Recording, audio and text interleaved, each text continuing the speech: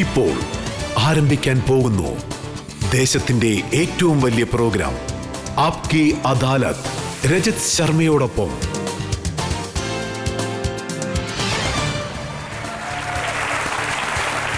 നമസ്കാരം, ആപ്കി അദാലത്തിലേക്ക് നിങ്ങളെ സ്വാഗതം ചെയ്യുകയാണ്. ആപ്കി അദാലത്തിലെ ഇന്നത്തെ നമ്മുടെ അതിഥി ഫിലിം ഇൻഡസ്ട്രിയിലെ ഒരു ഷൈനിങ് സ്റ്റാറാണ്. കഴിഞ്ഞ 10 വർഷമായി അദ്ദേഹം വലിയ വലിയ ഹിറ്റുകൾ ഇൻഡസ്ട്രിയിൽ നൽകിയിരിക്കുന്നു. ഫിലിം ഇൻഡസ്ട്രിയിൽ ഇദ്ദേഹത്തിനൊരു തനി സ്ഥാനം തന്നെയുണ്ട്. ഇദ്ദേഹം എങ്ങനെയുള്ള ആർട്ടിസ്റ്റ് ആണെന്ന് വെച്ചാൽ ഇദ്ദേഹത്തെ കോമഡിയിൽ നിങ്ങൾ കണ്ടിട്ടുണ്ട്, ആക്ഷനിൽ നിങ്ങൾ കണ്ടിട്ടുണ്ട്, ഇമോഷണൽ ക്യാരക്ടറുകൾ ചെയ്യുന്നത് കണ്ടിട്ടുണ്ട്, അതുപോലെ സിനിമയിൽ രാഷ്ട്രീയ നേതാവായും ഇദ്ദേഹത്തെ കണ്ടിട്ടുണ്ട്. ഇപ്പോൾ ഞാൻ അദ്ദേഹത്തെ ആപ്കി അദാലത്തിലേക്ക് സ്വാഗതം ചെയ്യുകയാണ്. ഇദ്ദേഹം ഒരു ആക്ടറാണ്, ഡയറക്ടറാണ്, പ്രൊഡ്യൂസറാണ്. അജയ് ദേവ്ഗണിനെ സ്വാഗതം ചെയ്യാം. അജയ് ദേവ്ഗൺ.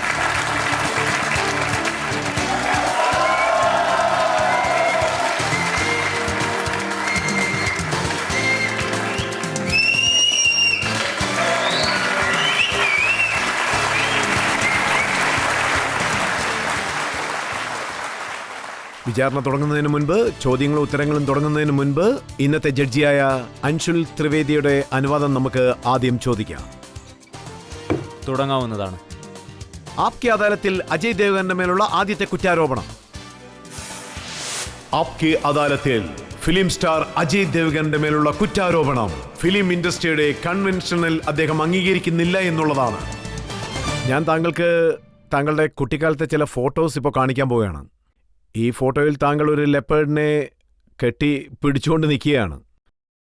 ഇത് മറ്റൊരു ഫോട്ടോയാണ്, താങ്കളുടെ ചെറുപ്പകാലത്തുള്ള ഒരു ഫോട്ടോയാണ്. അതും ഈ 2 ഫോട്ടോയിലും താങ്കൾ ഒരു ആംഗ്രി യങ് മാനായിട്ടാണ് കാണുന്നത്. Angry young kid. അതെ അതെ, ആംഗ്രി യങ് കിഡ്. അല്ല, ഞാൻ അതിൽ ചിരിച്ചോണ്ടിരിക്കുകയാണ്. കണ്ടില്ലേ, അതിൽ സ്മൈൽ ചെയ്യുന്നത് കാണാൻ പറ്റും. അതെ അതെ, സ്മൈലൊക്കെ തന്നെ. പക്ഷേ ലെപ്പേർഡിനെ പിടിച്ചോണ്ടാണ് എടുത്തോണ്ടിരിക്കുകയാണ്. ഞാൻ ആ സമയത്ത് അച്ഛനോട് ഷൂട്ടിങ്ങിന് പോയതാണ്.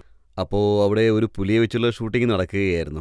എനിക്ക് തോന്നുന്നു നട്വർലാൽ എന്നാണ് ആ പടത്തിൻ്റെ പേര്. അമിത് സാറിൻ്റെ പടമാണെന്ന് തോന്നുന്നു. അന്ന് അവിടെ ആ സമയത്ത് ലൊക്കേഷനിൽ കുറേ പുലിക്കുട്ടികളുണ്ടായിരുന്നു. അപ്പോൾ നമുക്കിങ്ങനെ പറയാം, കുട്ടിക്കാലം മുതലേ താങ്കളെ പേടിയില്ലാതെ വളർത്തിയിരിക്കുകയാണ് അല്ലേ? ഒരു പക്ഷേ ഉണ്ടായിരുന്നോ ഇല്ലയെന്നൊന്നും എനിക്കറിയില്ല.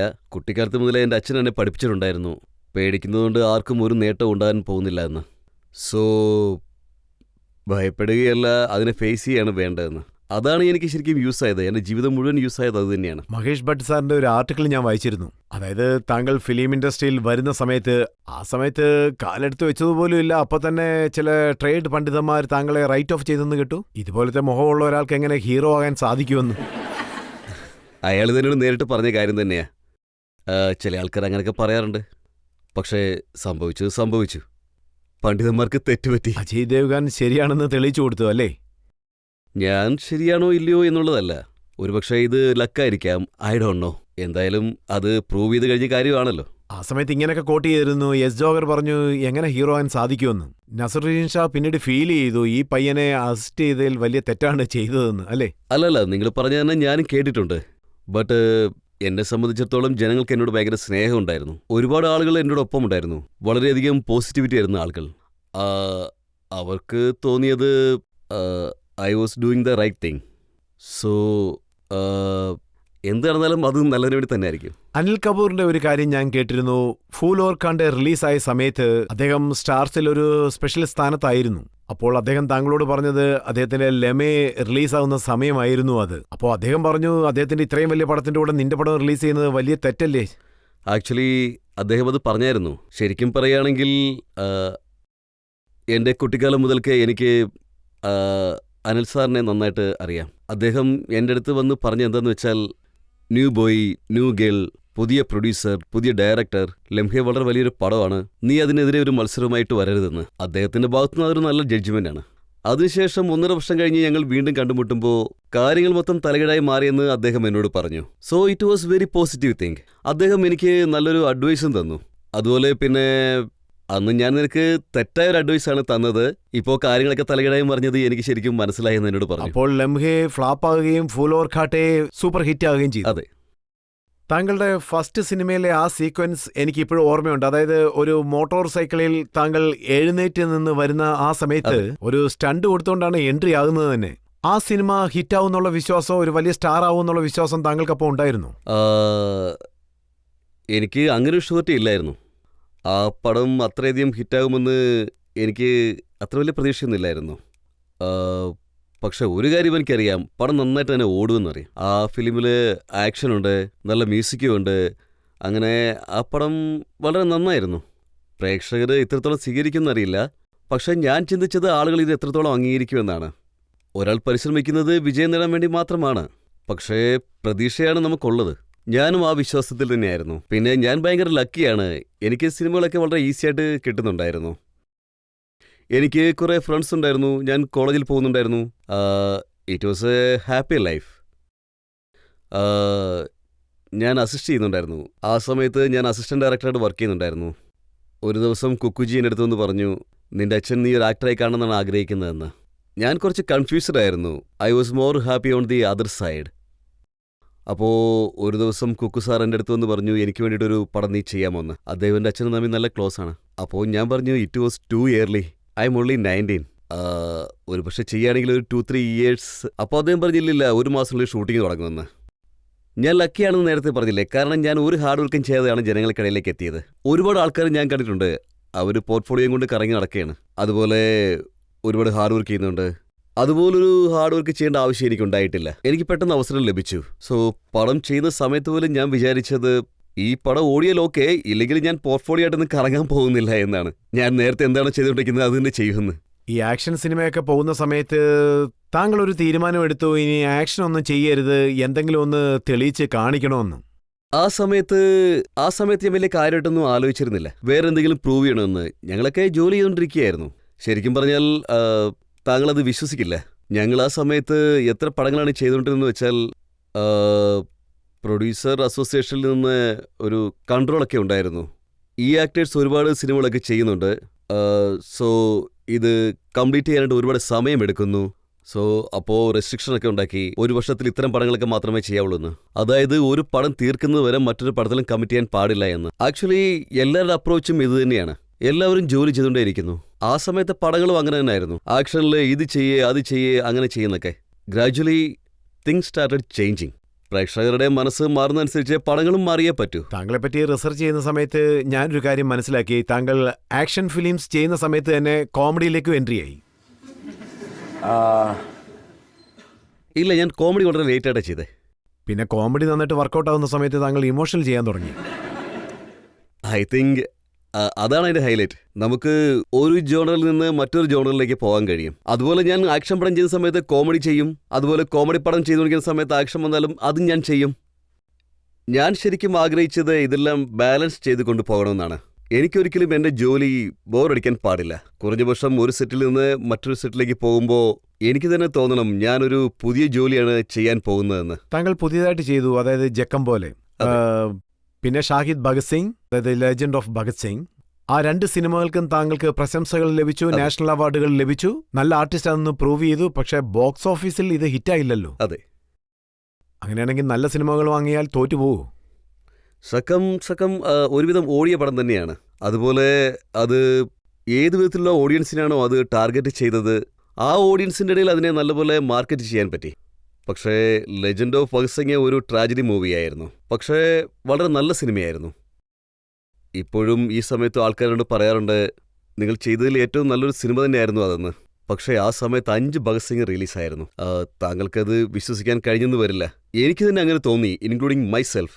ഞങ്ങളെല്ലാവരും ഒരു ബഫൂണായി മാറിയെന്ന്. ഒരു കോമ്പറ്റീഷനിലേക്ക് വന്നു, പടം എങ്ങനെയെങ്കിലും കംപ്ലീറ്റ് ചെയ്ത് റിലീസ് ചെയ്യണമെന്ന്. അതിൽ ഒരുപാട് ഓഡിയൻസും പുട്ട് ഓഫായി. നല്ല പടങ്ങൾ ഓടുന്നില്ല, അതെല്ലാം ഡൗൺ ആവുന്നു. അങ്ങനെ ഞാനും വല്ലാതായിപ്പോയി. താങ്കൾ എന്താണ് കരുതുന്നത്, ആ സിനിമ ഒരു പക്ഷേ തനിയെ വന്നിരുന്നെങ്കിൽ, അതായത് കറക്റ്റായിട്ടുള്ള സമയത്ത് വന്നിരുന്നെങ്കിൽ? ഞാൻ മനസ്സിലാക്കിയെടുത്തോളം ഇപ്പോഴും ജനങ്ങൾ ഇടയ്ക്കിടയ്ക്ക് അത് കാണുന്നുണ്ടെന്നാണ്. DVD-യിലും കാണുന്നുണ്ട്. ഞാൻ ചെയ്ത പടങ്ങളിൽ ഏറ്റവും നല്ലതിലൊന്നാണ് അതെന്ന് ആൾക്കാർ പറയാറുണ്ട്. ഒരുപക്ഷെ ഈ പടം ഒറ്റയ്ക്കിറങ്ങിയാലും ഇത് ഓടുമെന്ന് എനിക്ക് ഉറപ്പ് പറയാൻ പറ്റില്ല. പക്ഷേ താങ്കളുടെ മനസ്സിൽ ഇങ്ങനൊരു തോന്നലുണ്ടായിരുന്നു, അതായത് ഞാനൊരു ആക്ഷൻ ഹീറോയാണ്, ആ മുദ്ര നശിപ്പിച്ചേ അടങ്ങുമെന്ന്? ഹം ദിൽ ദേ ചുകെ സനം പോലുള്ള സിനിമകൾ ചെയ്തു. എനിക്ക് വീണ്ടും ഒന്നേ പറയാനുള്ളൂ, ഈ കാര്യത്തിൽ ഞാൻ ഭയങ്കര ലക്കിയാണെന്നാണ്. താങ്കളും എന്നോട് പറഞ്ഞു ഞാൻ ഈ ഒരു ജോണർ ചെയ്യുമ്പോൾ മറ്റൊരു ജോണർ കൂടി ചെയ്യുമെന്ന്. എനിക്ക് ശരിയായ സമയത്ത് എനിക്ക് നല്ല ഡയറക്ടർമാരുടെ കൂടെയും നല്ല സ്ക്രിപ്റ്റിനൊപ്പവും നല്ല ക്യാരക്ടറും ലഭിച്ചു. സോ എനിക്ക് റിപ്പീറ്റേറ്റീവായിട്ട് വേറൊന്നും നടന്നില്ല. അതുപോലെ ഇന്ന് നോക്കുകയാണെങ്കിൽ എനിക്ക് വളരെ വലിയൊരു ലിബർട്ടിയാണ് ലഭിച്ചത്. ഞാൻ ചെയ്യാൻ പോകുന്ന ജോണറിൽ നിന്നും എനിക്ക് വലിയൊരു ലിബർട്ടിയാണ് ലഭിച്ചത്. പക്ഷെ താങ്കൾ വില്ലനായിട്ട് മാറി, നെഗറ്റീവ് റോൾസ് ഒക്കെ. ഈ സമയത്ത് I think character, we are playing character, we all heroes. But I think എല്ലാവരും ക്യാരക്ടേഴ്സാണ്. ഒരുപക്ഷെ ക്യാരക്ടേഴ്സ് വളരെ ഇൻട്രസ്റ്റിംഗ് ആണെങ്കിൽ ഞാൻ കാക്കി ക്യാരക്ടർ ചെയ്ത പോലെ, കാക്കി ഒരു നെഗറ്റീവ് ക്യാരക്ടറാണ്, നെഗറ്റീവ് റോളാണ്. പക്ഷേ എനിക്ക് ഒരുപാട് അപ്രീസിയേഷൻ ലഭിച്ചു അതിൽ നിന്ന്. സോ എനിക്ക് അങ്ങനെ തോന്നുന്നില്ല ഓഡിയൻസ് നെഗറ്റീവ് പോസിറ്റീവ് നോക്കും. ഓഡിയൻസ് എന്ത് കരുതിയെന്ന് വെച്ചാൽ ഇതിൽ ഇദ്ദേഹം ഭഗത് സിംഗിന്റെ റോൾ ചെയ്യുന്നു, അതിൽ ഹാജി മസ്താന്റെ റോൾ ചെയ്യുന്നു, അങ്ങനെ ഒരു കൺഫ്യൂഷൻ. അതാണ് ഫണ്ണ്, അതല്ലേ വേണ്ടത്. അത് തന്നെയാണ് ഫണ്ണ്. ഒരുപക്ഷെ ഞാൻ ആ ഭഗത് സിംഗ് ചെയ്തുകൊണ്ടിരിക്കുകയാണെങ്കിൽ പിന്നെയും അതുപോലുള്ള ക്യാരക്ടർ എത്രത്തോളം ചെയ്യേണ്ടി വന്നേനെ. അപ്പോൾ നമുക്ക് ഓഡിയൻസിനോട് ഇങ്ങനെയുള്ള സിനിമകളുടെ അവരുടെ റിയാക്ഷൻ എന്താണെന്ന് നമുക്ക് ചോദിക്കാം. ദേ അവിടെ ആ സെക്കൻഡ് റോയിൽ അദ്ദേഹം. എൻ്റെ ചോദ്യം എന്താണെന്നാൽ, താങ്കളുടെ പടം നല്ലോണം ഓടിയില്ല, പക്ഷേ അത് നല്ല പടമായിരുന്നു. നിങ്ങൾ അതിനകത്ത് നന്നായിട്ട് അഭിനയിച്ചിട്ടുണ്ട്. അൺഫോർച്ചുനേറ്റ്ലി അത് നന്നായിട്ട് ഓടിയില്ല. പിന്നെ താങ്കൾ ചരിത്രപരമായ റോളുകൾ ചെയ്യാനോ അല്ലെങ്കിൽ വ്യത്യസ്തമായ റോളുകൾ ചെയ്യാനോ ആഗ്രഹിക്കുന്നുണ്ടോ, അല്ല ഇപ്പോഴുള്ള അവസ്ഥയിൽ സംതൃപ്തനാണോ? ഇല്ല, അങ്ങനെയൊന്നുമില്ല. ഒരുപക്ഷെ ഞാൻ വേറെ ഏതെങ്കിലും ഒരു ക്യാരക്ടർ ചെയ്തിരുന്നെങ്കിലോ, വേറൊരു ഡയറക്ടർ ചെയ്തിരുന്നെങ്കിലോ, അതിലെനിക്ക് പൂർണ്ണമായ വിശ്വാസം ഉണ്ടായിരുന്നെങ്കിലോ, ആ ക്യാരക്ടർ ഞാൻ തന്നെ ചെയ്യണമെന്ന് തീരുമാനിച്ചിരുന്നെങ്കിൽ ഉറപ്പായും ഞാനത് ചെയ്യും. അതിൽ യാതൊരു മാറ്റവുമില്ല. അജയ്, കുറ്റാരോപണങ്ങൾ ധാരാളം ഉണ്ട്. ഇപ്പോഴാണ് സ്റ്റാർട്ട് ചെയ്തിരിക്കുന്നത്, പോകെ ഇനി ഹീറ്റ് കൂടുതലായിരിക്കും. ഇപ്പോൾ നമുക്കൊരു ബ്രേക്ക് എടുക്കാം. ബ്രേക്കിന് ശേഷം ആപ്കി അദാലത്തിൽ അജയ് ദേവ്ഗനോടുള്ള ചോദ്യങ്ങൾ നമ്മൾ തുടരുന്നതായിരിക്കും. അജയ് ദേവ്ഗന്റെ കണ്ണുകളിൽ ഒരു ഹിപ്നോസിസ് ഉണ്ട്. അത് കലിനെ പോലും ഹിപ്നോട്ടിസ് ചെയ്യും. ഈ കണ്ണുകൾ താങ്കളോടൊപ്പം ജോലി ചെയ്ത എല്ലാ ഹീറോയിൻസിനെയും ഹിപ്നോട്ടിസ് ചെയ്തോ? നിങ്ങൾ പറയുന്നത് സത്യമായിരുന്നെങ്കിൽ അത് വളരെ നന്നായാണ്. ആപ്കി അദാലത്തിൽ ഇന്ന് നമ്മൾ വിചാരണ നടത്തിക്കൊണ്ടിരിക്കുന്നത് ഫിലിം സ്റ്റാർ അജയ് ദേവ്ഗനോടാണ്. ആപ്കി അദാലത്തിലെ അടുത്ത ചോദ്യം. ആപ്കി അദാലത്തിൽ ഫിലിം സ്റ്റാർ അജയ് ദേവ്ഗന്റെ മേലുള്ള കുറ്റാരോപണം ഇദ്ദേഹമാണ് ഇദ്ദേഹത്തിന്റെ ശത്രു എന്നുള്ളതാണ്. ചില സമയങ്ങളിൽ എന്തു തോന്നുന്നു വെച്ചാൽ താങ്കൾ തന്നെ താങ്കളുടെ വീട് ഇടിച്ചു കളഞ്ഞിട്ട് ഒറ്റയ്ക്ക് വെച്ചിരിക്കുന്നു. അതെന്താ? അതായത് 2000 വർഷങ്ങളിൽ താങ്കളുടെ എല്ലാ സിനിമകളും ഹിറ്റായിരുന്നു, എല്ലാം പീക്കിലായിരുന്നു. താങ്കൾ പ്രൊഡ്യൂസറായി, രാജു ചാച്ച ചെയ്തു, അതിൽ കോടിക്കണക്കിന് നഷ്ടം ഏർപ്പെട്ടു. ഐ തിങ്ക് എല്ലാ മനുഷ്യരുടെ ജീവിതത്തിലും കുറേയൊക്കെ നഷ്ടങ്ങൾ സംഭവിച്ചിട്ടുണ്ട്. അതുപോലെ രാജു ചാച്ച എന്നൊരു പടം വളരെയധികം നഷ്ടങ്ങൾ നേരിട്ട സിനിമയാണ്. കുറേ കാര്യങ്ങൾ ഞാൻ അതിൽ നിന്നും പഠിച്ചു. വളരെ നല്ല സിനിമയായിരുന്നു, പടം നല്ല ഓടുകയും ചെയ്തു. പക്ഷേ അതിൻ്റെ ബഡ്ജറ്റ് വളരെ കൂടുതലായതുകൊണ്ട് അത് കവർ ചെയ്യാൻ പറ്റിയില്ല. സോ ആ പടം കൊണ്ട് തന്നെ ഞാൻ എൻ്റെ തെറ്റ് മനസ്സിലാക്കി. മഹേഷ് ഭട്ട് എന്താ പറഞ്ഞെന്ന് വെച്ചാൽ അജയ് ദേവ്ഗന് ആ ഫിലിമിന്റെ കടം അടയ്ക്കാൻ വേണ്ടി ശരിക്കും കഷ്ടപ്പെടേണ്ടി വന്നു എന്നാണ്. അതെനിക്ക് ശരിയായി തോന്നിയില്ല. ആ പടം കൊണ്ട് തന്നെ എനിക്ക് ഒരുപാട് കടങ്ങളുണ്ടായി. ഞാൻ ഒരുപാട് കഷ്ടപ്പെട്ട് വളരെയധികം പരിശ്രമിച്ചിട്ട് തന്നെയാണ് ഞാൻ ആ പടത്തിൽ നിന്നുണ്ടായ കടങ്ങളൊക്കെ തീർത്തത്. പക്ഷേ വളരെ ചെറിയ പ്രായത്തിൽ തന്നെ താങ്കൾ പ്രൊഡ്യൂസറായി, ഡയറക്ടറായി, ഇപ്പോൾ വെറും ആർട്ടിസ്റ്റ് മാത്രമാണ്. ചെറിയ വയസ്സെന്ന് പറയുമ്പോൾ 41. അത് വലിയ വയസ്സാണോ?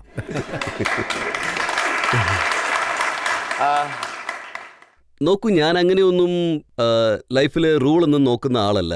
എൻ്റെ മനസ്സ് എന്താണോ പറയുന്നത് അത് ഫോളോ ചെയ്യുന്ന ആളാണ് ഞാൻ. ഇപ്പോൾ ഞാൻ ലൈഫിൽ വളരെ സാറ്റിസ്ഫൈഡ് ആണ്. ഞാൻ എന്ത് ചെയ്താലും അത് എൻ്റെ ഇഷ്ടത്തിനനുസരിച്ച് മാത്രമാണ്, എൻ്റെ ടേംസ് ആൻഡ് കണ്ടീഷൻ പോലെ. ഞാൻ ആർക്കും നഷ്ടം ഉണ്ടാക്കിയിട്ടില്ല, അതുപോലെ എനിക്ക് നഷ്ടം വന്നിട്ടില്ല.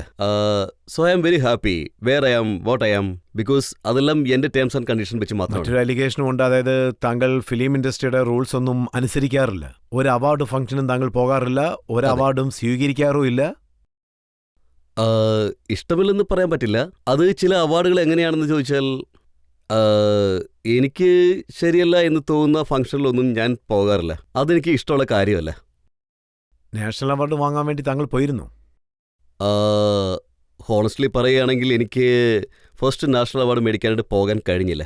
ശരിക്കും പറഞ്ഞാൽ അത് എൻ്റെ തെറ്റല്ല, കാരണം ആ സമയത്ത് ഞാൻ ഊട്ടിയിൽ ഷൂട്ടിങ്ങിലായിരുന്നു. ആ സമയത്ത് ഒരു ഫ്ലൈറ്റ് മാത്രമേ അവിടുന്ന് ഡൽഹിയിലേക്ക് പോകുള്ളൂ. ആ ഫ്ലൈറ്റിൽ നിന്ന് ക്യാൻസലായിരുന്നു. അങ്ങനെ ആദ്യം നാഷണൽ അവാർഡ് എനിക്ക് വാങ്ങിക്കാൻ കഴിഞ്ഞില്ല.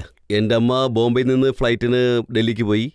അങ്ങനെ അമ്മ ഡൽഹിയിൽ ചെന്ന് എനിക്ക് വേണ്ടിയിട്ട് ആ നാഷണൽ അവാർഡ് വാങ്ങിക്കുകയായിരുന്നു. സെക്കൻഡ് നാഷണൽ അവാർഡ് വാങ്ങിക്കാൻ ഞാൻ പോയിരുന്നു. പക്ഷേ ഈ ഇൻഡസ്ട്രിയിലുള്ള മറ്റ് അവാർഡുകളൊന്നും താങ്കൾ സ്വീകരിക്കാറില്ല. അതെ, ഏകദേശം അങ്ങനെയാണ്. പക്ഷേ ഞാനതിനെ അംഗീകരിക്കുന്നില്ല എന്നൊന്നും പറയുന്നില്ല. ഞാൻ ചിന്തിക്കുന്നത് എന്താണെന്ന് വെച്ചാൽ എനിക്ക് ആ അവാർഡ് വാങ്ങിക്കാൻ തീരെ താല്പര്യമില്ല. അതുകൊണ്ടാണ് ഞാൻ മാറി നിൽക്കുന്നത്. താങ്കൾക്കും അമീർ ഖാനും മാത്രമേ ഈ അവാർഡൊക്കെ ശരിയല്ലെന്ന് തോന്നാറുള്ളൂ. അതെ, ശരിക്കും പറഞ്ഞാൽ ഞങ്ങൾക്ക് രണ്ടുപേർക്കും ഒരു ഗെയിം കളിക്കാനായിട്ട് പറ്റില്ല. പ്രശ്നത്തെ മാനിപ്പുലേറ്റ് ചെയ്യാൻ പറ്റില്ല, ഷോ ചെയ്യാൻ പറ്റില്ല. അദ്ദേഹത്തോട് ചോദിച്ചപ്പോൾ അദ്ദേഹം പറയുന്നത് എന്താണെന്ന് വെച്ചാൽ ഞാൻ ഓസ്കാറിന് മാത്രമേ ഫിറ്റ് ഉള്ളൂ, ഇന്ത്യൻ അവാർഡിനില്ല. ഒരുപക്ഷെ അദ്ദേഹം പറയുന്നത് ശരിയായിരിക്കാം. സോ താങ്കളും താങ്കളുടെ സിനിമയെല്ലാം ഓസ്കാർ അവാർഡിന് വേണ്ടി അയക്കുമോ? ഇതുവരെ ഞാൻ ശ്രമിച്ചിട്ടില്ല. ശ്രമിച്ചു വേണമെങ്കിൽ നോക്കാം. മറ്റൊരു കാര്യം, സാധാരണ സ്റ്റാർസ് ഒക്കെ സ്റ്റേജ് ഷോസ് ഒക്കെ ചെയ്യാറുണ്ട്, ജനങ്ങളുടെ മുന്നിൽ നിന്ന് ഡാൻസ് ഒക്കെ കളിക്കാറുണ്ട്. പക്ഷേ താങ്കളെ ഇതുവരെ ഞാൻ എങ്ങും കണ്ടിട്ടേ ഇല്ല. അതൊരു പേഴ്സണൽ കാര്യമാണ്. എനിക്കത് ഇഷ്ടമല്ല. ഞാനത് ഇഷ്ടപ്പെടുന്നില്ല. അതുകൊണ്ട് ഞാൻ ചെയ്യില്ല. എനിക്ക് തോന്നുന്നത് എൻ്റെ ജോലി ക്യാമറയ്ക്ക് മുന്നിൽ മാത്രമാണ്. അതുപോലെ ഒരു ആക്ട്, ഒരു ടാലൻ്റ് ഉണ്ട്. ഒരുപക്ഷെ ഞാനത് മിസ്യൂസ് ചെയ്യുന്ന പോലെ തോന്നും. സോ ഞാനത് ചെയ്യില്ല. പക്ഷേ ചില ആൾക്കാർക്ക് അത് പ്രയോറിറ്റി ആയിരിക്കാം. അത് അവരുടെ മാത്രമായ ഇഷ്ടങ്ങളായിരിക്കാം. എനിക്ക് തെറ്റെന്ന് തോന്നുന്ന ചില കാര്യങ്ങൾ മറ്റുള്ളവർക്ക് പ്രിയമായിരിക്കാം. അതുപോലെ മറ്റുള്ളവർക്ക് പ്രിയമായത് എനിക്ക് തെറ്റായിട്ട് തോന്നാം. പക്ഷേ ഒരു കാര്യം എനിക്ക് ഉറപ്പായിട്ട് പറയാൻ പറ്റും, ഇതുപോലെ പലരും കാണും, ലക്ഷക്കണക്കിന് ആൾക്കാർ താങ്കളെ ഇഷ്ടപ്പെടുന്നവരായിട്ടുണ്ട്. അതായത് ആർട്ടിസ്റ്റ് എന്ന് വെച്ചാൽ ക്യാമറയുടെ മുന്നിൽ മാത്രമേ പാടുള്ളൂ, സ്റ്റേജിലൊന്നും പോകാൻ പാടില്ലെന്നുള്ള രീതിയിൽ. പക്ഷേ ഇതിനെ ഞാനൊരു പോസിറ്റീവായിട്ടാണ് കാണുന്നത്. I think so. ഈ ഫംഗ്ഷനിലൊക്കെ ഡാൻസ് കളിക്കുന്നതോ കല്യാണത്തിലൊക്കെ ഡാൻസ് കളിക്കുന്നതോ എൻ്റെ ജോലിയല്ലെന്നാണ് ഞാൻ ചിന്തിക്കുന്നത്. ചില ആർട്ടിസ്റ്റുകളുണ്ട്, താങ്കളുടെ സുഹൃത്തുക്കളാണ്, അവർ പറയുന്നത് ഞങ്ങൾ എവിടെ എപ്പോൾ വേണമെങ്കിലും ഡാൻസ് കളിക്കുമെന്നാണ്. അത് എനിക്ക് തോന്നുന്നത് അവരങ്ങനെ ചെയ്യുമ്പോൾ അവർക്കായിട്ടുള്ള ഒരു ഇമേജ് ക്രിയേറ്റ് ചെയ്യുകയാണെന്നാണ്.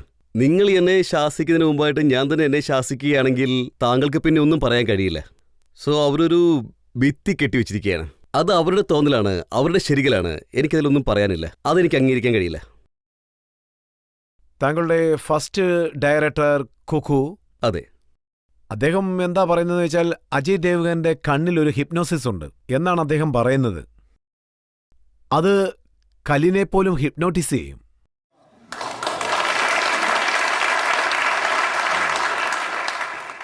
ഐ തിങ്ക് ഇത് മനോഹരമായൊരു കോംപ്ലിമെൻ്റ് ആണ്. ഞാൻ ഈ പടത്തിന് ശരിക്കും ഒരു വളരെ നന്ദിയും കടപ്പാടുമുള്ള ആളാണ്. ഫൂൽ ഓർ കാട്ടെ, ഞാൻ ആ പടത്തിൽ നിന്നാണ് തുടങ്ങിയത്. അദ്ദേഹത്തിൽ നിന്നാണ് തുടങ്ങിയത്. സോ പിന്നെ പ്രത്യേകമായി അദ്ദേഹം താങ്കളുടെ കണ്ണിനെക്കുറിച്ച് എന്താ പറയുന്നതെന്ന് വെച്ചാൽ, തീർച്ചയായിട്ടും താങ്കളുടെ കൂടെ ജോലി ചെയ്ത എല്ലാ ഹീറോയിൻസിനെയും താങ്കൾ ഹിപ്നോട്ടൈസ് ചെയ്ത് കാണുമെന്നാണ് പറയുന്നത്.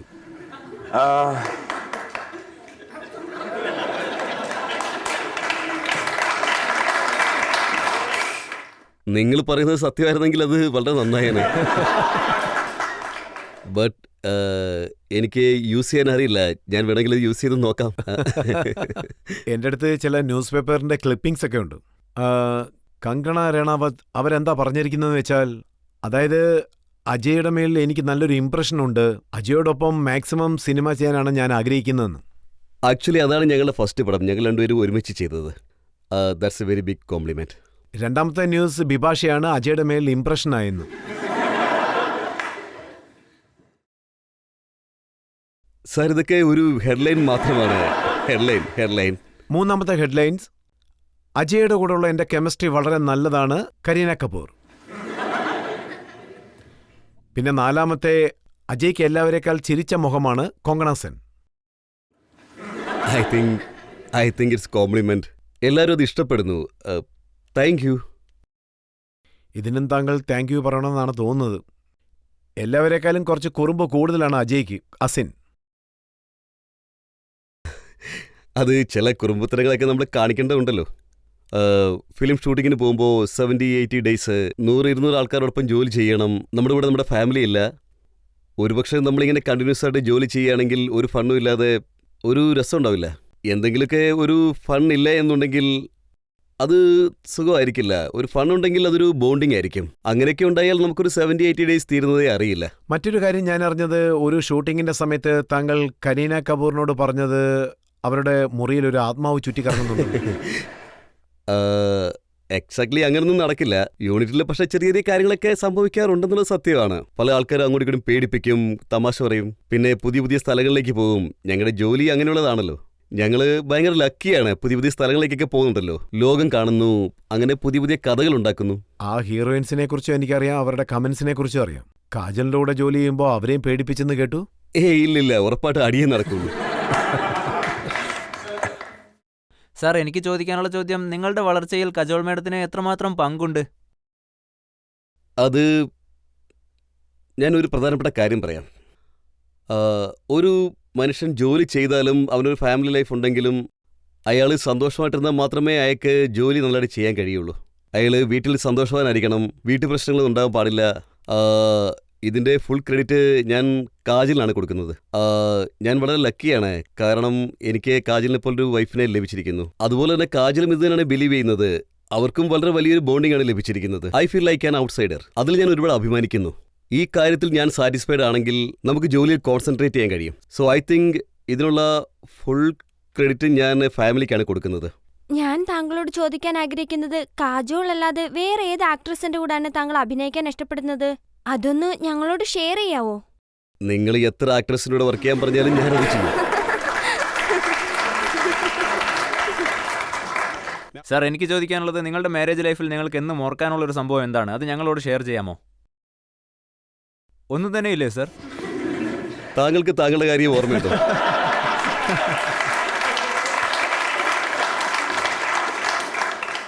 താങ്കളപ്പോൾ പറഞ്ഞു വരുന്നത് താങ്കളുടെ കണ്ണുകളുടെ ഹിപ്നോട്ടിസ് ശക്തി താങ്കൾ പ്രയോജനപ്പെടുത്തുമെന്നാണ്. അങ്ങനെയാണോ കാജലിന്റെ മനസ്സ് ജയിച്ചത്? അതെങ്ങനെ സംഭവിച്ചെന്ന് എനിക്കും അറിയില്ല. ബട്ട് അത് യൂസ് ചെയ്യാനുള്ള ഇന്റൻഷൻ എനിക്കിപ്പോൾ ഇല്ല. യൂസ് ചെയ്യണമെങ്കിൽ ഞാനത് പഠിക്കുകയും ചെയ്യാം. കുറഞ്ഞ പക്ഷേ അത് യൂസ് ചെയ്യുന്ന സമയത്ത് ഞാൻ യൂസ് ചെയ്യുമെങ്കിലും ചെയ്യുമല്ലോ.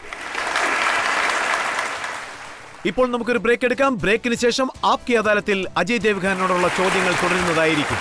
താങ്കൾ മറ്റുള്ളവരെ പേടിപ്പിക്കും. ചിലർക്ക് ഭൂതത്തിനെ പേടിയാണ്, ചിലർക്ക് മൃഗങ്ങളെ പേടിയാണ്. ഇല്ല, ഞാൻ പേടിക്കില്ല. താങ്കൾക്ക് കാജലിനെ പേടിയാണോന്നാണ് ചോദിക്കുന്നത്. ഇത് കേട്ടാൽ അവള് തന്നെ വന്ന് എന്നെ അടിക്കും.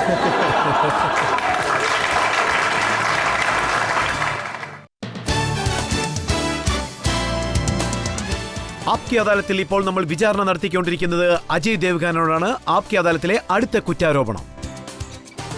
ആപ്കി അദാലത്തിൽ ഫിലിം സ്റ്റാർ അജയ് ദേവ്ഗാന്റെ മേലുള്ള കുറ്റാരോപണം ഇദ്ദേഹം ഒരു സൂപ്പർസ്റ്റീഷ്യസ് ആണ് എന്നുള്ളതാണ്.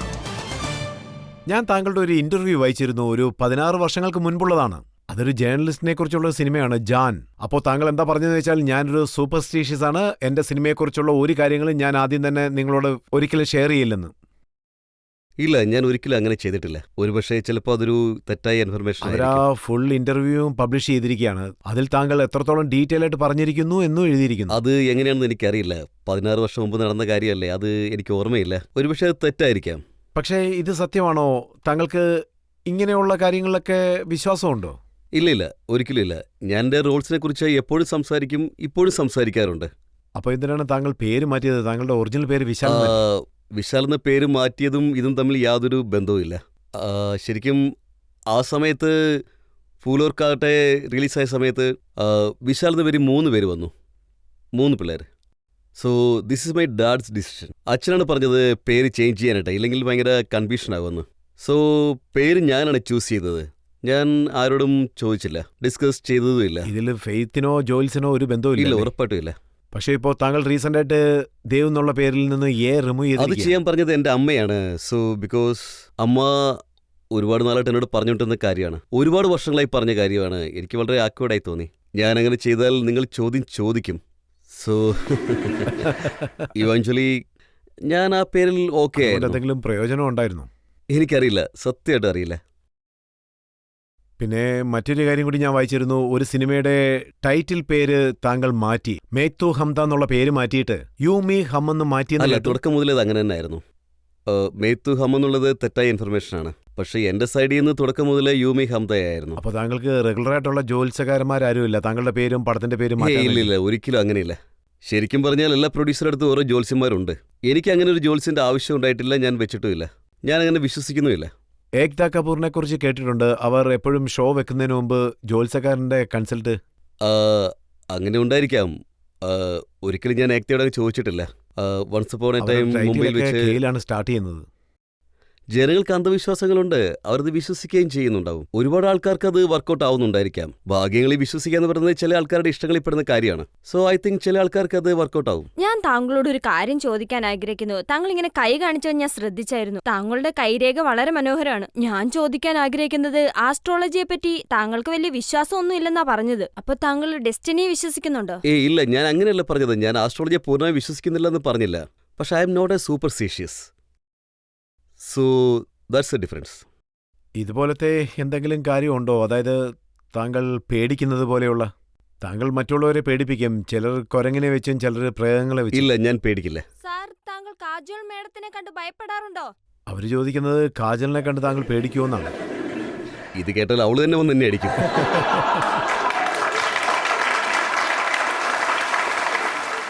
താങ്കൾക്കൊരു സ്വഭാവമുണ്ട്. അതായത് താങ്കൾ എന്തെങ്കിലും കഴിച്ചു കഴിഞ്ഞാൽ ആ കൈ കുറേ നേരം വാഷ് ചെയ്തുകൊണ്ടേയിരിക്കും. അല്ലെങ്കിൽ ഹാൻഡ് ഷേക്ക് ചെയ്താൽ ആ കൈ അപ്പം തന്നെ കഴുകുന്നു. ഇല്ല, ഒരാൾക്ക് കൈ കൊടുക്കുന്ന ഒരു ഫോബിയ അല്ല.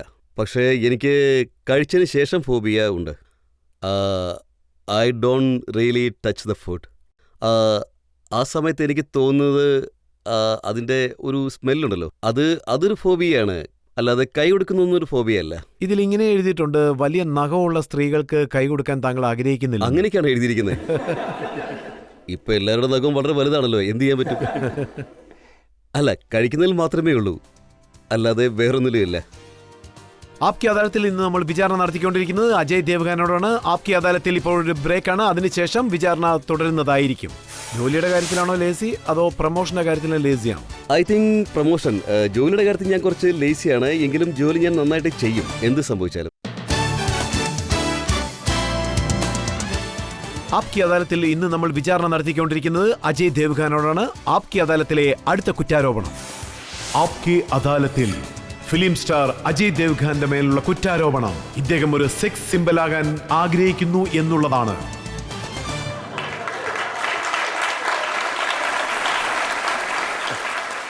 ഇക്കാര്യം സത്യമല്ലേ അജയ്? അതായത് കുട്ടിക്കാലം മുതലേ താങ്കൾക്ക് ബോഡി ബിൽഡിങ്ങിലും ഫാഷനിലും ഒക്കെ വലിയ താല്പര്യമുള്ളെന്നുള്ളത്? ചിലപ്പോഴൊക്കെ. പിന്നെ ഇത് ഞാൻ വായിച്ചിരുന്നു, രാവിലെ 4 മണിക്കല്ല എഴുന്നേക്കും. പിന്നെ 4 മണിക്കല്ല, ഒരു 5-6 മണിക്കൊക്കെ എന്നെ എഴുന്നേപ്പിച്ച് ഓടാനായിട്ട് വിടും. വളരെ ഹാർഡ് വർക്ക് ചെയ്യിപ്പിക്കും അല്ലേ? അതെ, ആ സമയത്ത് ഞാനും നൈസായിട്ട് കളിപ്പിച്ച് രക്ഷപ്പെടും. പക്ഷേ അവരുടെ ഭാഗത്തുനിന്ന് നല്ല ശ്രമങ്ങൾ നടത്തും. ഓരോ വർഷവും ഹിറ്റുകൾ നൽകി വെർസറ്റൈൽ റോളുകൾ ചെയ്തു, വ്യത്യസ്ത ക്യാരക്ടറുകൾ ചെയ്തു. എന്നിട്ടും അജയ് ദേവ്ഗാനെ നമ്പർ 1, നമ്പർ 2 കാറ്റഗറിയിൽ ആരും അംഗീകരിച്ചിട്ടേ ഇല്ലല്ലോ. എനിക്ക് തോന്നുന്നത് ഈ കാര്യത്തിൽ കുറച്ചുകൂടി പ്രൊമോഷൻ ചെയ്യണമെന്ന് തന്നെയാണ്. പക്ഷേ ഞാനത് ചെയ്യാറില്ല. ഒരുപക്ഷെ ഈ കാരണമായിരിക്കാം, അല്ലാതെ വേറൊന്നും എനിക്കറിയില്ല. ഒരുപക്ഷെ ജോലി, ഫിലിം, സക്സസ് അതെല്ലാം ഒരു ഭാഗത്ത് വെച്ച് നോക്കുകയാണെങ്കിൽ ക്ലിയർ ആയിട്ട് മനസ്സിലാകും. അതല്ലാതെ എനിക്ക് വേറെ കാരണമൊന്നും അറിയില്ല. പിന്നെ എന്തുകൊണ്ടാണ് താങ്കൾ പ്രൊമോഷൻ ചെയ്യാത്തത്? കാരണം ഞാൻ എപ്പോഴും വളരെ ലേസിയാണ്. ബട്ട് എനിക്ക് കൂടുതലായിട്ടൊന്നും ചെയ്യാൻ കഴിയില്ല. പക്ഷെ ഞാൻ എപ്പോഴും ആലോചിക്കാറുണ്ട് ഇതിൽ നിന്ന് സ്റ്റാർട്ട് ചെയ്താലോ എന്ന്. പക്ഷെ അത് നടക്കാറില്ല. താങ്കൾ ജോലിയുടെ കാര്യത്തിലാണോ ലേസി, അതോ പ്രൊമോഷന്റെ കാര്യത്തിലാണോ ലേസി? I think promotion. ജോലിയുടെ കാര്യത്തിൽ ഞാൻ കുറച്ച് ലേസിയാണ്, എങ്കിലും ജോലി ഞാൻ നന്നായിട്ട് ചെയ്യും, എന്ത് സംഭവിച്ചാലും. താങ്കളുടെ കല്യാണം കഴിഞ്ഞതിന് ശേഷം താങ്കൾ നിറയെ പടത്തിൽ അഭിനയിച്ചിട്ടുണ്ട്. പക്ഷേ കല്യാണത്തിന് ശേഷം കാജോൾ മാഡം എന്താ നിറയെ പടങ്ങളിലൊന്നും അഭിനയിക്കാതിരുന്നത്? താങ്കൾ മാഡത്തിന് എന്തെങ്കിലും റെസ്ട്രിക്ഷൻ നൽകിയിട്ടുണ്ടോ അഭിനയിക്കുന്നതിന്? നിങ്ങൾക്ക് തന്നെ അറിയാമല്ലോ, കാജൽ കല്യാണത്തിന് മുമ്പ് എന്തുമാത്രം പടങ്ങൾ ചെയ്യുന്നുണ്ടോ അത്രയും പടങ്ങൾ തന്നെ ഇപ്പോഴും ചെയ്യുന്നുണ്ട്. ഒരു വർഷം 1-2 പടങ്ങൾ മാത്രമേ ചെയ്യുന്നുള്ളൂ. വളരെ സെലക്റ്റീവായിട്ട് മാത്രമേ ചെയ്യുന്നുള്ളൂ. പ്രശ്നമല്ലേ മോശമായിക്കൊണ്ടിരിക്കും. അതിനിപ്പോ എനിക്ക് എന്ത് ചെയ്യാൻ പറ്റും? ഈ ബോഡി ഡെവലപ്പ് ചെയ്യുന്ന കാര്യത്തിൽ ഡയറ്റിന് വളരെ ഇമ്പോർട്ടൻ്റ് കൊടുക്കാറുണ്ടോ? അതെ, ഉറപ്പായിട്ടും. ഞാൻ ഇടയ്ക്കിടയ്ക്ക് ഡയറ്റ് ചെയ്യാറുണ്ട്. പക്ഷേ ഞാൻ ഒരുപാട് കൺട്രോളൊന്നും ചെയ്യാറില്ല. ആഹാരം കഴിക്കും, ഒരുപാട് ഓയിലുള്ളൊക്കെ അവോയ്ഡ് ചെയ്യും അതുപോലെ.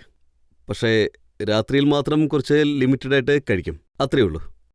ഞാൻ ഇതും വായിച്ചിരുന്നു, താങ്കളൊരു വണ്ടർഫുൾ കുക്കാണ്, വളരെ നന്നായിട്ട് പാചകമൊക്കെ ചെയ്യുന്നു. അത് ശരിയാണോ? എനിക്ക് എല്ലാ നാട്ടിലെ ആഹാരവും ഉണ്ടാക്കാൻ അറിയാം. ഞാൻ മുഗൾ ഫുഡ് നല്ലപോലെ ചെയ്യും, കോണ്ടിനെൻ്റൽ ചെയ്യും, ചൈനീസും ചെയ്യും. മറ്റൊരു ചോദ്യം, അത് കഴിച്ചതിന് ശേഷം ആരോഗ്യം ഇങ്ങനെ തന്നെ കാണുമോ? അതെ, ആഴ്ചയിലൊരിക്കൽ, 15 ദിവസത്തിലൊരിക്കൽ, 2 ആഴ്ചയിലൊരിക്കൽ. അപ്പോൾ നല്ലപോലെ കഴിക്കാൻ പറ്റുമല്ലോ. അതും ചെയ്തില്ലെങ്കിൽ എങ്ങനെയാ? വിടണമെന്ന് തോന്നുന്ന രീതിയിലുള്ള എന്തെങ്കിലും ശീലങ്ങൾ താങ്കൾക്കുണ്ടോ? അതെനിക്കറിയില്ല. ഞാനത് വിടണമെന്നാണോ വിടണ്ടെന്നാണോ അതിൽ ഞാൻ കുറച്ച് കൺഫ്യൂസ്ഡാണ്. ഇടയ്ക്ക് ഞാനത് ട്രൈ ചെയ്ത് നോക്കി, പക്ഷേ അത് നടന്നില്ല. ബട്ട് എനിക്കൊരു സ്മോക്കിംഗ് ശീലമുണ്ട്. പിന്നെ ആൽക്കഹോളിനെ പറ്റി പറയുകയാണെങ്കിൽ എനിക്ക് അത് അത്ര വലിയ ഹാബിറ്റായിട്ടുള്ള കാര്യമൊന്നുമല്ല. പക്ഷെ ഞാൻ കഴിക്കാറുണ്ടെന്നുള്ളത് സത്യമാണ്. പക്ഷെ അതിലെനിക്ക് നല്ല കൺട്രോളും ഉണ്ട്. പക്ഷെ സ്മോക്കിങ്ങിനെ പറ്റി എനിക്കറിയാം. ഉറപ്പായും ഞാൻ അതിൽ നിന്ന് പുറത്ത് വന്നേ പറ്റൂ. സ്മോക്കിങ്ങിൽ താങ്കളുടെ പേരിൽ കേസുണ്ട്. താങ്കളും സൽമാനും ട്രെയിനിൽ വെച്ച് സ്മോക്ക് ചെയ്തെന്നുള്ള കേസ് 2-3 കേസ് ഉണ്ടായിട്ടുണ്ട്. പക്ഷേ അതിലെ 2-3 കേസ് സത്യമല്ല കേട്ടോ. ട്രെയിനിലെ സംഭവം സത്യം തന്നെയാണ്. ഞങ്ങൾ ഒരു ഫുൾ ട്രെയിൻ ഹയർ ചെയ്തിരുന്നു. ഞങ്ങൾ 2 പേരും മാത്രമേ ഉണ്ടായിരുന്നുള്ളൂ. But I know it was wrong. അതല്ലാതെ വേറെ ഒരു കേസും ഉണ്ടായിട്ടുണ്ട്. പുറത്തുനിന്നുള്ളൊരു കേസും എൻ്റെ തലയ്ക്ക് വെച്ച് തന്നിട്ടുണ്ട്. പക്ഷേ അതിൻ്റെ ലൊക്കേഷൻ മാറ്റിയിരിക്കുന്നു. ഇപ്പോഴും താങ്കൾ ശ്രമിക്കുന്നുണ്ടോ അതോ ഉപേക്ഷിച്ചോ? ഇല്ല, ഞാൻ ഇപ്പോൾ അതിന് ശ്രമിച്ചിട്ടില്ല. പക്ഷേ എനിക്കറിയാം ഞാൻ അതിൽ നിന്ന് പുറത്ത് വന്നേ പറ്റൂ എന്ന്. അജയ് താങ്കളോട് പല രീതിയിലുള്ള ചോദ്യങ്ങളും ചോദിച്ചു, പല കുറ്റങ്ങളും ആരോപിച്ചു. താങ്കൾ ഒന്നും മറയ്ക്കാതെ കൃത്യമായിട്ട് ഉത്തരങ്ങൾ നൽകി. ഇപ്പോൾ നമുക്കൊരു ബ്രേക്ക് എടുക്കാം. ബ്രേക്കിന് ശേഷം ആപ്കി അദാലത്തിൽ ഇന്നത്തെ ജഡ്ജിയുടെ ജഡ്ജ്മെന്റ് എന്താണെന്ന് നമുക്ക് നോക്കാം. ഇത് ഈ കോടതിയുടെ തീരുമാനമാണ്. ഇത് തന്നെ ആയിരിക്കും അതിന്റെ അന്തിമ തീരുമാനവും. ഞാൻ ഇതിനെ അംഗീകരിക്കുന്നു. Welcome back. ആപ്കി അദാലത്തിൽ ഇന്ന് നമ്മൾ വിചാരണ നടത്തിക്കൊണ്ടിരിക്കുന്നത് അജയ് ദേവ്ഖാനോടാണ്. അദ്ദേഹത്തിനോട് നമ്മൾ അദ്ദേഹത്തിന്റെ ആക്ടിങ്ങിനെ കുറിച്ച് ചോദിച്ചു, ചേഞ്ച് ഓഫ് റോൾസിനെ കുറിച്ച് ചോദിച്ചു. നമ്മൾ അദ്ദേഹത്തോട് പ്രൊഡ്യൂസറായും ഡയറക്ടറായുമുള്ള അദ്ദേഹത്തിന്റെ അനുഭവങ്ങൾ ചോദിച്ചു. അദ്ദേഹത്തിന്റെ പേഴ്സണൽ ജീവിതത്തെക്കുറിച്ചും നമ്മൾ പല ചോദ്യങ്ങളും ചോദിച്ചു. ഇന്ന് ആപ്കി അദാലത്തിൽ നമ്മുടെ ജഡ്ജിയായ അൻഷുൽ ചതുർവേദിയുടെ ജഡ്ജ്മെന്റ് എന്താണെന്ന് നോക്കാം. ഇന്നത്തെ ഈ വിചാരണയൊക്കെ കഴിഞ്ഞ ശേഷം ഞാനിതിൽ നിന്ന് ഒരു 3 പ്രധാനപ്പെട്ട പോയിന്റുകൾ മനസ്സിലാക്കി അജയ് പറഞ്ഞതിൽ നിന്നും. ആദ്യത്തെ കാര്യം, ഇദ്ദേഹത്തിന് ഈസിയായിട്ട് ചാൻസ് കിട്ടിയെന്ന് ഇദ്ദേഹം തന്നെ ആക്സെപ്റ്റ് ചെയ്യുന്നുണ്ട്. ബോളിവുഡിൽ ഈസിയായിട്ട് ബ്രേക്ക് കിട്ടിയെന്ന് സമ്മതിക്കുന്നവർ വളരെ കുറവാണ്. പക്ഷെ നിങ്ങളത് ഈസിയായിട്ട് കിട്ടിയെന്നുള്ള കാര്യം സമ്മതിച്ചു. പിന്നെ പൊതുവേ ഇങ്ങനെയുള്ള സാഹചര്യങ്ങളിൽ സിറ്റുവേഷനാണ് ക്രെഡിറ്റ് കിട്ടേണ്ടതെന്ന് നിങ്ങൾ പറഞ്ഞു. പിന്നെ നമ്മൾ പറഞ്ഞു ഇദ്ദേഹത്തിന് വേറെ വേറെ ജേണറുകളിൽ പ്രൊഫൈലിംഗ് കിട്ടിയിട്ടുണ്ട് എന്ന്. അപ്പോഴും അദ്ദേഹം പറഞ്ഞത് അദ്ദേഹത്തിന് ശരിയായ സമയത്ത് ശരിയായ ഡയറക്ടറെയും ശരിയായ റൈറ്ററെയും കിട്ടിയതുകൊണ്ടാണ് I was able to move out. I was not type cast. രണ്ടാമത്തെ കാര്യം ഇദ്ദേഹം പറഞ്ഞത് ഫൈനാൻഷ്യൽ കാറ്റഗറിയിൽ കടം ഉണ്ടാവുന്ന കാര്യം ഇഷ്ടമല്ല എന്ന്. പക്ഷേ എന്നെ സംബന്ധിച്ചിടത്തോളം ഇദ്ദേഹത്തിൻ്റെ പ്രൊഫഷനിൽ 20 വർഷത്തെ ഒരു ഡൊമൈനിൽ ഇദ്ദേഹം വളരെ വ്യക്തിപരമായിട്ട് മറ്റൊരാളുമായിട്ട് കടബാധ്യതയിലുണ്ടോ അല്ലെങ്കിൽ കടപ്പെട്ടിരിക്കുന്നുണ്ടോ എന്നൊന്നും നമുക്ക് ശരിക്കും അറിയില്ല. അങ്ങനെ നമ്മളിതുവരെ കേട്ടിട്ടില്ല. ഇത് ശരിക്കും വളരെ നല്ല കാര്യമാണ്. പണമായിട്ട് മാത്രം ബന്ധപ്പെട്ട കാര്യമല്ല. പിന്നെ മൂന്നാമത്തെ കാര്യം ചാൻസിനെ പറ്റിയുള്ള കാര്യം. അതിനെപ്പറ്റി പറയുകയാണെങ്കിൽ ശരിക്കും താങ്കളുടെ 20 വർഷത്തെ സിനിമാ കരിയറിൽ എന്തെങ്കിലുമൊക്കെ ചാർജസ് ഇടണമെങ്കിൽ അത് ശരിക്കും ഒന്ന് അന്വേഷിച്ചിട്ടേ പറ്റൂ. പിന്നെ വേറൊരു സ്റ്റേറ്റ്മെൻറ്റ് കൂടിയുണ്ട്. കോൺട്രവേഴ്സിയും പിന്നെ അജയ് ദേവ്ഗണ്ണും 20 വർഷം മാധ്യമപ്രവർത്തകർ പോലെ പറയണമെങ്കിൽ ഇനിയും കുറച്ച് നാളുണ്ടെങ്കിൽ വളരെ നന്നായിരിക്കും. പക്ഷേ കോൺട്രവേഴ്സികളൊന്നും തന്നെ കിട്ടാൻ പോകുന്നില്ല. ആൻഡ് ദെർഫോർ ഇദ്ദേഹം ഈ ഒരു കാര്യം വളരെ ആവർത്തിച്ച് പറയാറുണ്ട്. ടേംസിനനുസരിച്ച് മാത്രമേ അദ്ദേഹം എല്ലാം ചെയ്യാറുള്ളൂ എന്ന്. ഇത്രയും കാലം അദ്ദേഹത്തിൻ്റെ ടേംസിനനുസരിച്ച് മാത്രമേ എല്ലാം ചെയ്തിട്ടുള്ളൂ. അതുകൊണ്ട് തന്നെ ഇദ്ദേഹത്തെ കുറ്റവിമുക്തനാക്കുകയല്ലാതെ നമുക്ക് മുന്നിൽ വേറെ വഴിയൊന്നുമില്ല. Thank you so much. Ajay, Aapki അദാലത്തിലെ ഇന്നത്തെ ജഡ്ജ്മെന്റിനെ കുറിച്ച് താങ്കൾക്ക് എന്തെങ്കിലും അഭിപ്രായമുണ്ടോ? ഇത് ഈ കോടതിയുടെ തീരുമാനമാണ്. ഇത് തന്നെ ആയിരിക്കും അതിന്റെ അന്തിമ തീരുമാനവും. ഞാൻ ഇതിനെ അംഗീകരിക്കുന്നു.